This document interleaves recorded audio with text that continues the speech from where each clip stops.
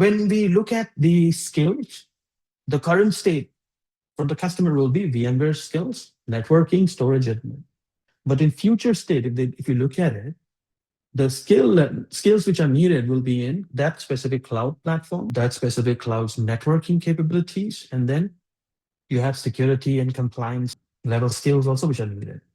I shouldn't use the word compliance because compliance is going to be same everywhere, but it's the security aspect of it. Okay?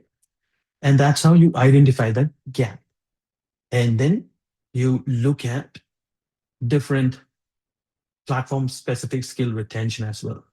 Now, there are a lot of skills which can be retained as it is, okay? But there are some very specific skills which are tied to different vendors, like AWS has a different way of doing certain designs versus how GCP will handle it versus how Azure will handle it. So these are nuances which come up.